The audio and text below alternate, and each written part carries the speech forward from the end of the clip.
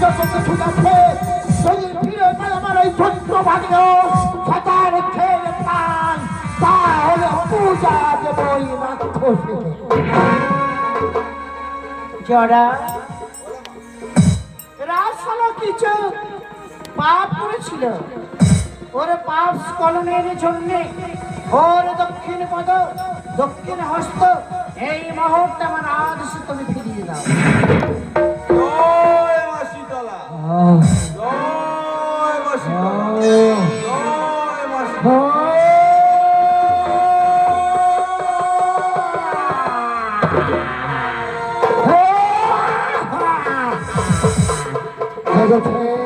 জেগেছে মহারাজ বিশ্বাস আমার অন্তরে, তাই আর দেবী বলে পূজা দেব মায়ের। ভক্তাবতী ধর্ম হিমকুম্ভ, এই হিমকুম্ভে শীতল বাড়ি ছিটিয়ে দাও। নিমাই মাঝি 7 পুত্র বেঁচে যাবে।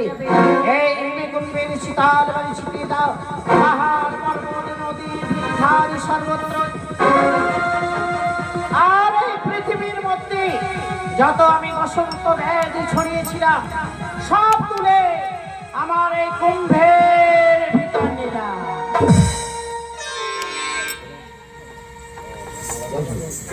জয় মা শীতলা, জয় মা শীতলা, জয় মা শীতলা। শতানিক্ষ ওঠো, ওঠো বাবা, ওই চেয়ে দেখো সম্মুখে মা, মাকে প্রণাম করো বাবা, মাকে প্রণাম করো।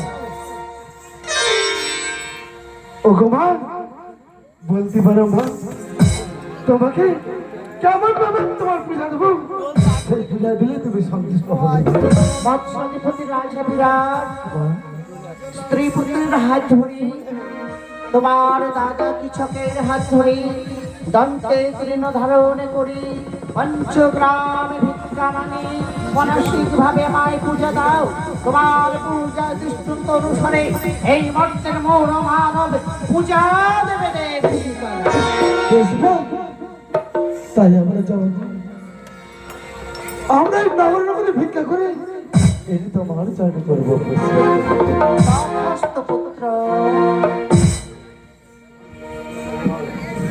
আমরা মায়ের নামে আজ করব পূজা। ওগো ভিক্ষা দাও আমায়, মাগো ভিক্ষা দাও আমায়।